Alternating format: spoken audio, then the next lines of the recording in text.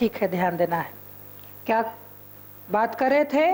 भारत में तुर्कों का आक्रमण। भारत में तुर्कों का आक्रमण। ध्यान से सुनना है। भारत में तुर्कों का आक्रमण। ये तुर्क कौन था? तो अफगानिस्तान के क्षेत्र का शासक था। कहाँ का शासक था? अफगानिस्तान का शासक था। पहली और ध्यान देना है कि आपको भारत में तुर्कों के आक्रमण की जानकारी इस तरह की, भारत में तुर्कों के आक्रमण की जानकारी 2 किताबों से मिलती है। पहला चचनामा, दूसरा तारीख ए सिंध। तारीख है सिंध। और चचनामा के लेखक कौन थे? अली अहमद। अली अहमद। और इसके लेखक थे मीर मोहम्मद मासूर। मीर मोहम्मद मासूर। मीर मासूर ने मासूम, देखो मेरा दोस्त का नाम है मासूम राजा। हाँ, मासूम राजा, ठीक है। मीर मोहम्मद मासूम किसके लेखक थे? तारीखे सिंध के लेखक थे। तारीखे सिंध के लेखक थे। इन 2 किताबों में तुर्क आक्रमण की जानकारी मिलती है। अब देखना है कि भारत में तुर्कों का आक्रमण जो होता है वो 10वीं सदी में होता है। कब? 10वीं सदी में। और भारत पर पहली बार आक्रमण करने वाला तुर्क था सुबक्तगीन। कौन था? सुबक्तगीन, जिसने 986 ईस्वी में भारत पर पहली बार आक्रमण किया। कब? सुबक्तगीन ने 986 ईस्वी में पहली बार भारत पर आक्रमण किया। और इसने भारत पर आक्रमण किया कहाँ? पंजाब में। पंजाब में। और उस समय पर हम मिल बांट कर खाएंगे, ठीक है। लेकिन राजा तो राजा निकला। ये लोग चाहता है कि हथियार ले जितना से जितना। अब देखो क्या होता है कि पंजाब के राजा जो जयपाल था वो कुछ लोगों को साथ में संधि किया। जयपाल जो राजा था पंजाब के, उसने कालिंजर, कहाँ? कालिंजर, ये भारतीय क्षेत्र है कालिंजर। दूसरा दिल्ली, सब जानता है दिल्ली। और अजमेर, राजस्थान में है ना जी, अजमेर। ये 3 राजाओं के साथ इसने संधि किया। युद्ध हुआ, युद्ध के बाद संधि हुआ।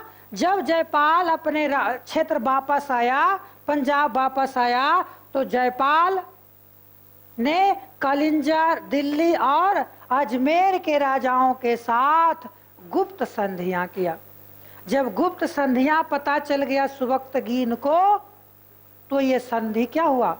टूट गया। अभी सोचा हम तो अब हम जो हैं जो कोई नहीं, मेरे साथ कालिंजर के शासक है, मेरे साथ दिल्ली के शासक है, मेरे साथ अजमेर के शासक है, और उसकी संपूर्ण सेना है। अब कहे आओ तुम देख लेंगे तुमको। और यहो कहा अच्छा बेटा हमको देखेगा, आ रहे हैं। कब आया? 987 ईस्वी में। 987 ईस्वी में सुबक्तगीन ने पुनः आक्रमण किया भारत पर। और जब दूसरी बार आक्रमण किया तो इसने कालिंजर, दिल्ली, अजमेर और पंजाब, ये तीनों सामूहिक सेना को इसने हरा दिया। तीनों सामूहिक सेना को इसने क्या किया? हरा दिया।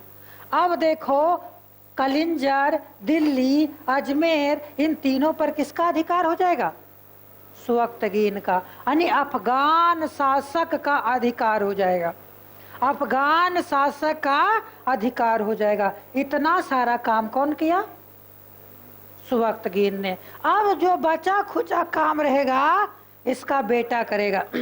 तो पहला तुर्क आक्रमणकारी था सुबक्तगीन। कौन था? सुबक्तगीन। ध्यान देना है, ये जो सुबक्तगीन था, सुबक्तगीन था, इस सुबक्तगीन का 2 संतान था। कितने संतान? 2 संतान था। एक का नाम था इस्माइल खां, इस्माइल खां, और दूसरा का नाम था महमूद। क्या नाम था? महमूद। ध्यान देने वाली बात यह है कि सुबक्तगीन के उत्तराधिकारी इस्माइल खां था। बाद में गजनी के शासक भी बनाया। सुबक्तगीन की मृत्यु के बाद, सुबक्तगीन की मृत्यु हो गई थी 998 ईस्वी में। कब? 998 ईस्वी में सुबक्तगीन की मृत्यु हो गई, और मृत्यु के पश्चात पहली बार इस्माइल खां को गजनी का शासक बनाया गया। लेकिन कुछ समय में ही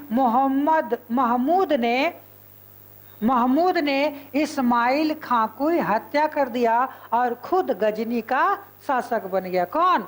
महमूद। अब जब गजनी का शासक बन गया तो इसका नाम हो गया महमूद गजनी। महमूद गजनवी या गजनी, महमूद गजनी। गजनी का शासक बना तो महमूद गजनी। कहा जाता है ये पहला गजनी का स्वतंत्र शासक था। महमूद गजनवी या गजनी, गजनी वंश का पहला स्वतंत्र शासक था। और कहेंगे कि ये गजनी का वास्तविक संस्थापक माना जाता है। कौन? महमूद गजनी। अब देखो ये महमूद गजनवी जो है कब? 998 ईस्वी में, 998 ईस्वी में गजनी का शासक बनता है। अब भारत पर आक्रमण करने की योजना बनाता है।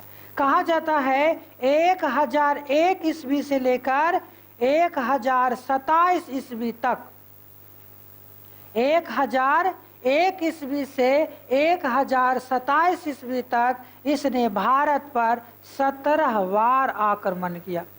कितने बार? 17 बार आक्रमण किया। क्वेश्चन आएगा महमूद गजनवी ने भारत पर कितने बार आक्रमण किया? 17 बार आक्रमण किया।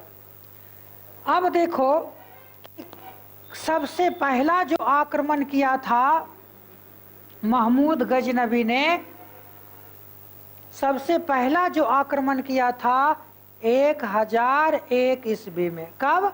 1001 ईस्वी में। उसमें सबसे पहले जो युद्ध किया वो राजा जयपाल से। किसे? राजा जयपाल से। पिता भी लड़ा और पुत्र भी उसी से लड़ेगा, जयपाल से। अब देखो जब राजा जयपाल से युद्ध होता है, और जयपाल की राजधानी थी बैहिंद। क्या थी? बैहिंद। राजधानी कहाँ थी?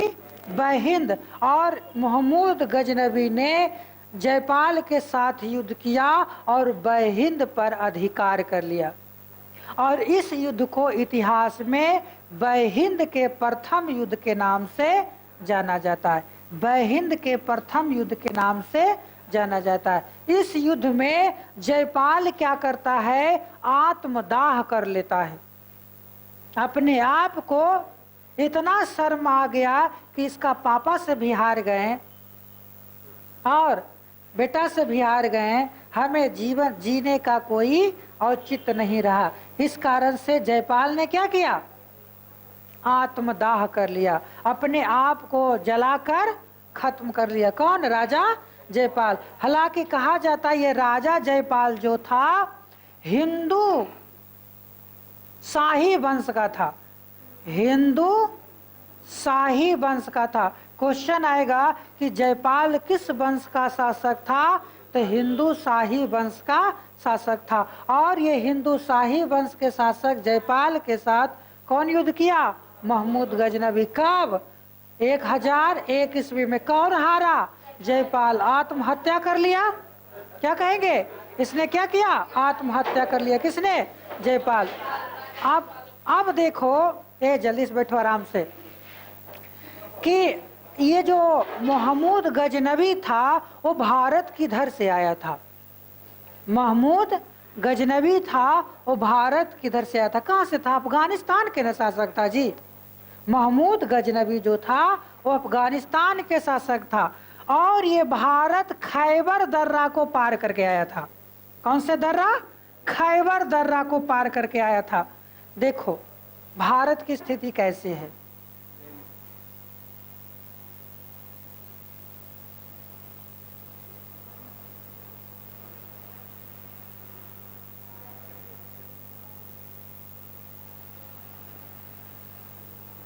ये है भारत, है ना, और ये वाला क्षेत्र पाकिस्तान का है, और ये वाला क्षेत्र अफगानिस्तान का है। यहीं से आया था महमूद गजनबी। जो गजनी जो साम्राज्य है वो अफगानिस्तान में था। अब देखो ये पर्वत है जिसको बोलते हैं हम हिमालय पर्वत, और इसी हिमालय पर्वत में एक दर्रा है जिसको बोलते हैं खैबर दर्रा। कौन सा दर्रा? खैबर दर्रा। और इसी खैबर दर्रा से पार करके ये भारत पर आक्रमण किया था। पहली बार कहाँ आक्रमण करेगा? पंजाब में। कहाँ करेगा? पंजाब में। इसके राजा कौन थे? जयपाल। कौन था? जयपाल। और इसने क्या किया? जयपाल को हरा दिया और उसकी राजधानी बैहिंद पर अधिकार कर लिया। इस कारण से इस युद्ध को बैहिंद के युद्ध के नाम से जाना जाता है। अब देखो इसने भारत में 17 बार आक्रमण किया। कितने बार? 17 बार आक्रमण किया। उसने कहां कहां आक्रमण किया? तो पहला पंजाब पर किया ना जी, कश्मीर, ग्वालियर, भटिंडा राजस्थान में है। आगे बताएंगे रजिया सुल्तान के बारे में। तो रजिया सुल्तान जिससे शादी किया था वो भटिंडा का गवर्नर था। भटिंडा का गवर्नर था अल्तुनिया, उसी से विवाह किया था। गया था सुलह कराने के लिए, शादी करके सुलह करा लिया, लेकिन फिर भी बेचारा दिक्कत हो गया। इधर घर आता है तो उसका भाई गद्दी पर बैठ गया। रास्ते में ही रजिया सुल्तान उसकी पति को मार दिया गया। तो यहाँ पर कहेंगे क्या चीज? भटिंडा, कश्मीर, मुल्तान, इन सभी पर 17 जगहों पर इसने क्या किया? आक्रमण किया। लेकिन इसका सबसे खतरनाक जो सबसे चर्चित आक्रमण है वो सोमनाथ मंदिर पर। कहाँ? सोमनाथ मंदिर। सोमनाथ मंदिर जो है गुजरात के काठियावाड़ जिला में स्थित है। सोमनाथ मंदिर कहाँ है? गुजरात के काठियावाड़ जिला में स्थित है। ध्यान देना है कि सबसे शक्तिशाली नाथ मंदिर। कहाँ आक्रमण किया? सोमनाथ मंदिर। ये सोमनाथ मंदिर पर आक्रमण किया था 1025 ईस्वी में। कब? 1025 ईस्वी में। और यह मोहम्मद गजनी का 16वां आक्रमण था। कैमा आक्रमण? 16वां आक्रमण था। और कहा जाता है जब इस पर आक्रमण किया था, इस सोमनाथ मंदिर कहाँ है? गुजरात में, गुजरात के काठियावाड़ जिला में। काठियावाड़ जिला में। कहाँ? गुजरात के काठियावाड़ जिला में। ये कहाँ, कौन सा स्थित है? सोमनाथ मंदिर। हालांकि सोमनाथ मंदिर को कई बार लूटा गया, कई बार इसे ध्वस्त किया गया, कई बार लूटा गया, कई बार ध्वस्त किया गया। लेकिन इसके बारे में आता है कि मोहम्मद गजनबी ने 1025 ईस्वी में सोमनाथ मंदिर को लूटा था। और यह कैमा आक्रमण था? इसका 16वां आक्रमण था। और सोमनाथ मंदिर गुजरात के काठियावाड़ जिला में स्थित है। जब ये आक्रमण किया था सोमनाथ मंदिर पर, कहा जाता है कि सोमनाथ मंदिर के आसपास हमेशा 1 लाख लोगों को जमावड़ा रहता है। अब भगवान जी खुद अंदर में रहते हैं। सब लोग जो है कि आपको बाहर में डांस वगैरह करते रहता है, लेकिन मात्र 5000 की सेना मोहम्मद गजनबी लेकर आया और 50,000 लोगों को मारकर सोमनाथ मंदिर को लूट लिया। लूटा ही नहीं, उसकी दरवाजे को कबाड़ लिया और कबाड़ के गजनी में स्थापित किया। उतना ही नहीं, उस दरवाजा कोचिंग रहेगा, वो सब बड़े बड़े दरवाजा था, और उसके अंदर जो मंदिर में जो लगा हुआ था मूर्ति शिवलिंग, उसको, और वही शिवलिंग क्या था, वो महंगे चीजों से बना हुआ था, उसको भी तोड़ लिया और तोड़कर ले गया। काहे इस पर आक्रमण कर रहा था? झूठा मूठा के आक्रमण इसलिए कर रहा था कि इसमें धन संपत्ति था, धन संपत्ति था, और इसने धन संपत्ति के लूटने के उद्देश्य से सोमनाथ मंदिर पर आक्रमण किया था। अब देखना है कि सोमनाथ मंदिर के पास 50,000 लोगों को क्या किया? मार दिया। बताओ, 5,000 लोगों ने 50,000 लोगों को, और प्लस भगवान जी भी शामिल थे उसमें, क्योंकि सोमनाथ मंदिर के मूर्तियों को, गेटों को उसने तोड़कर गजनी ले गया। कौन? महमूद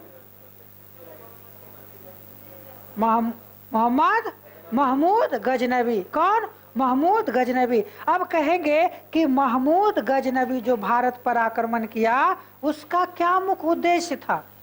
तो इसका 3 मुख्य उद्देश्य था। क्या कहेंगे? 3 मुख्य उद्देश्य था। तुम रहो न इधर, तुम रहो और ले लो, लो आम देखा देखा के इसको ललचा रही है। जाओ आम छीन लो उसको, उससे आओ, उसके पास आम है, जाओ छीन लो, जाओ जाओ, उसके पास आम है, जाओ। ये आम दिखा के नहीं दी है कल्पना, इसलिए रोया। हाँ चलो ठीक है। ध्यान देना है कि ये जो महमूद गजनबी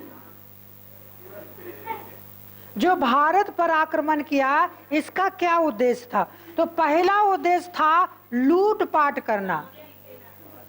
क्या करना? लूटपाट करना, लूटपाट करके धन एकत्रित करना। दूसरा था मुस्लिम धर्म का प्रचार करना, मुस्लिम धर्म का प्रचार प्रसार करना, क्योंकि भारत में तो मुस्लिम था ही नहीं।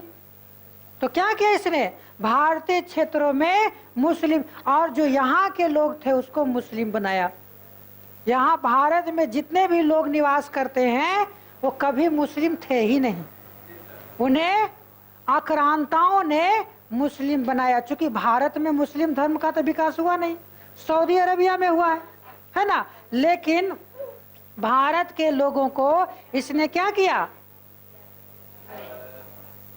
किसी भी तरीके से मुस्लिम बनाया। और तीसरा काम था, देखो ध्यान देना, मोहम्मद गजनबी का एक भारत में साम्राज्य स्थापित करने का कोई उद्देश्य नहीं था, राजा बनने का कोई उद्देश्य नहीं था। ये चाहता था कि लूटपाट करेंगे, मुस्लिम धर्म का प्रचार करेंगे, और जो लूट कर जो संपत्ति होगा वो मध्य एशिया में साम्राज्य की स्थापना करेंगे। मध्य एशिया में जाकर सबसे बड़े साम्राज्य की स्थापना करेंगे। किसका उद्देश्य था? महमूद गजनबी का।